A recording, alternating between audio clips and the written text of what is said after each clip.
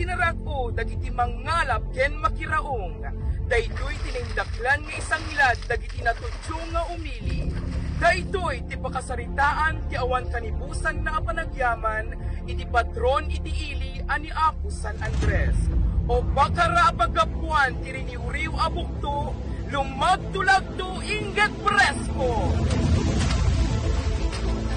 Hintayo makipagtimpuyog a sumalog itinasaguday a pagtabukulan, taadda ti pamendisyon a pakairanudan. Manipod iti amyanan aginggat abagatan, o natanok nga Ilocos Norte.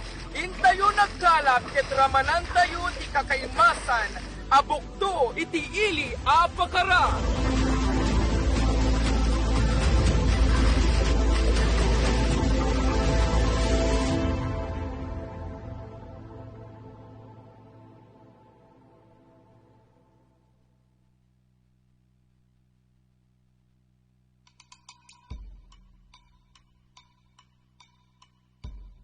Agdalek ka ket ti Diyos, tasaan na kantupulos baybayan.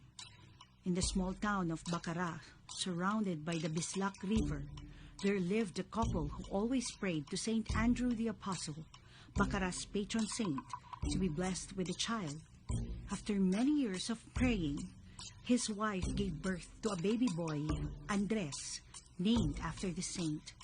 They consider Andres a gift from heaven, because since he was born, the Bislac River suddenly had an unusual influx of fish called bukto, an expensive brown, silver, and gold-colored fish. Agusosar ti nadumadu mga wagas ti panagkalap dagiti Bacareños, tapno makatiliw da iti bukto. Kapo iti sigod a panagado iti matiltiliw da nga ikan, na panunutan da iti agrambak akas panagyaman da ken ni Apostol San Andres. However, while they were busy preparing for the festival's eve, the fisher folk noticed that the fish strangely disappeared. The villagers were shocked and saddened. This led them, including the parents of Andres, who were strongly devoted to the saint, to lose their faith.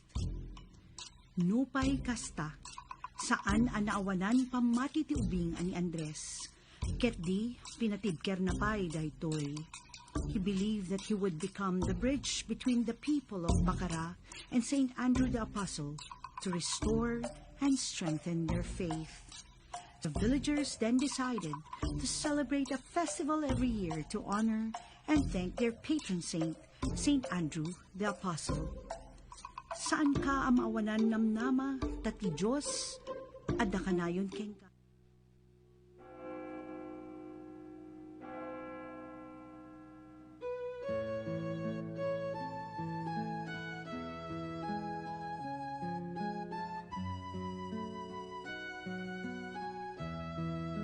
Diyos Ama, amada kabalin. Idaw tawat kung agmulakan iti bukel iti tiyan ko ako.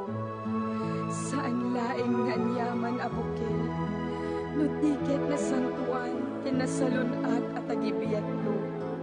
Ikakaasinak ako San Andres, dawatik itangal daw, aluktam ni aanak ka.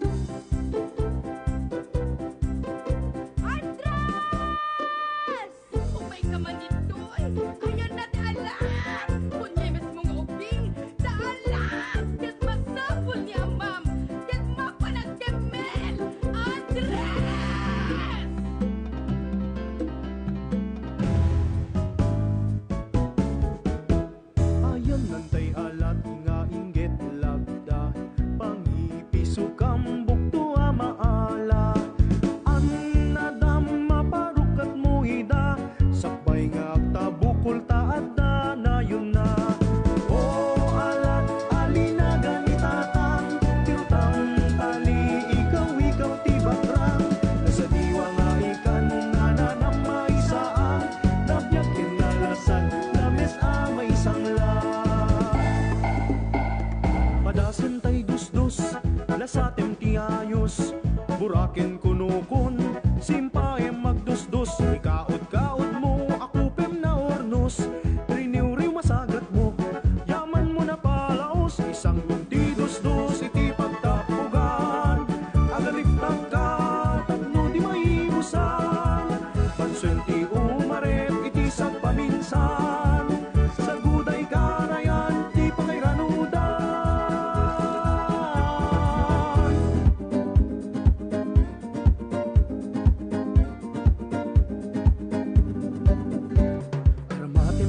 Asat pang tukmang tay kemelen, petpetam nalaing, ipusnat gamatam.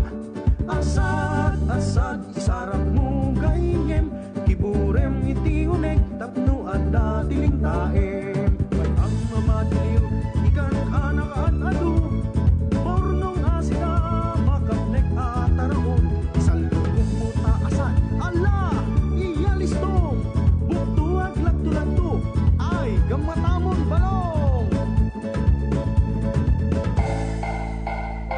Andres! O may kamit na barok na tumulong ka sa gana di pa nagpiyesta tayo? Maya ko, Nana. Uy! Kumadre Maria! Naglagi pang dagitay sabong ang maisagot ka na ako San Andres Wood. I went to Manila. Kakadwa! Awan makalapit ti karayan! Awan lagi di makalapal! Awan lagi di labas! Ang pauna yun. Kasano dahil yung panagpista tayo? Anong nga ron di may sagana tayo itan? Aw ba't dagito makambalan? Ang paunay ba ni San Andres eh? Ano yung tinakapaspasulan tayo? Andong, saan awan sila servite magpagayo agasan yung mga anak?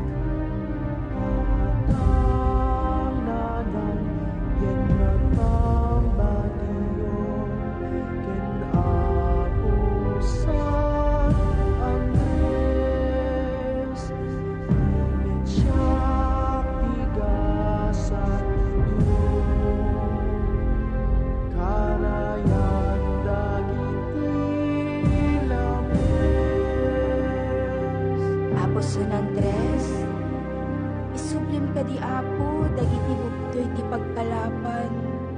Tulungan na ka di Apo, am isubli ti pamati dagiti kailyan mi. Kaasyan na kami, tapnon adda kanen mi.